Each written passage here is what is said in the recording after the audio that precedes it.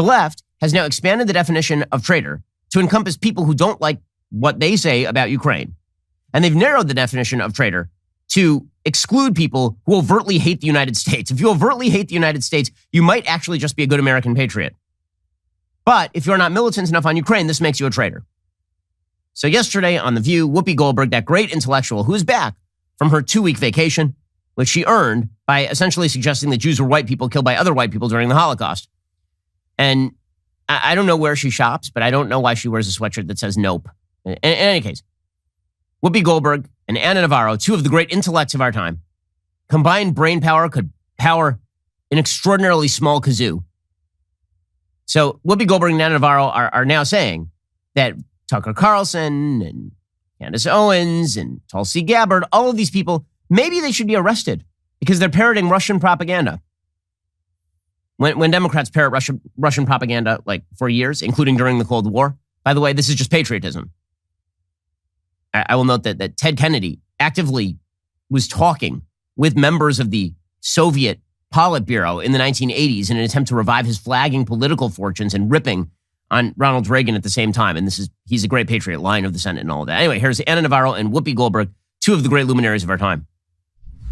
How do you not call out something that is repeating false Russian propaganda that has been brought down? They used to arrest people for doing stuff like this. If they thought you were colluding with a Russian agent, if they thought you were putting out information or taking information and handing over to Russia, they used to actually investigate stuff like this. And I guess now, there seems to be no bars.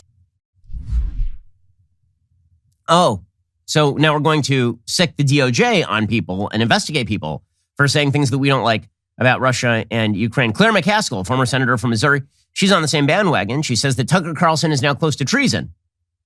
So I'm old enough to remember when Donald Trump saying casually that people were guilty of treason. This was cause for great consternation and uproar and stomachache. And now you have people on national TV saying that Tucker Carlson might be a traitor, which, again, is a legal term of art that usually ends with a death penalty under the Constitution. In any case, here's Claire McCaskill. I think he also needs to warn America about allowing Putin to use them for his propaganda. And I particularly hope he mentions the false flag about biological weapons in Ukraine, so that all the Republicans hear that Tucker Carlson and others are really close to treason in terms of what they're saying and parroting what is Putin's dream, that he could have American media spreading his propaganda in the middle of his murderous assault on innocent children and civilians in Ukraine. Okay, so the way that this works is if you are not in favor of the war that I like in the way that I conduct the war that I like, this means you are a traitor. So one of the worst columns I ever wrote, and since we're talking about columns I wrote in 2002, 2003, one of the worst columns I ever wrote, I talked about how maybe George W. Bush should consider reviving the Sedition Act because there were a bunch of Democrats who were basically saying in the early days of the Iraq War that it was a giant failure and it looked like they were rooting openly for failure. It was a dumb column because I was a kid. These people are full-grown adults and they are saying very, very stupid things. And this has apparently become sort of a talking point on the left, is that dissent, again, I'm amazed by this. Dissent is unpatriotic when you're talking about a war with no direct American involvement. Dissent is super patriotic when you're talking about wars where America is directly involved. The same people, again, who are perfectly happy with people stomping on the flag, and they say that the height of patriotism is dissent and kneeling for the I can't get over it. The same people who in polls will say they will run, they will flee the country rather than defend the country are saying that you are a traitor if you don't like what we are doing with Ukraine right now. Keith Olbermann is always very upset. So he tweeted out, they are Russian assets and there is a war. There is a case for detaining them militarily. Yes, throw them in Gitmo. Tucker Carlson and Tulsi Gabbard should be thrown in Gitmo.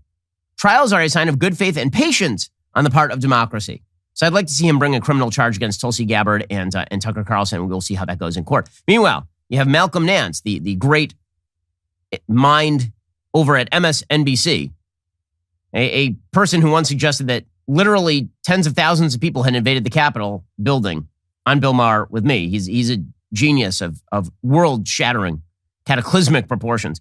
Here he was on MSNBC suggesting that Carlson and Tulsi Gabbard are actually Russian collaborators. Now, does he have any evidence to back this proposition? He does not, but it's okay. But I have to clarify one thing, Joy. These people are not useful idiots. They are beyond useful idiots. Useful idiots don't know, as a term of art in the intelligence world, they don't really know what they're doing. They're just stupid. These people are almost collaborators to a certain extent. They do know what they're doing. I would call them an asset, especially Tucker Carlson. And Tulsi Gabbard, she's just a moron. But for these people to come up there, we are now seeing a term that I never thought I'd see in my life. Fifth columnist.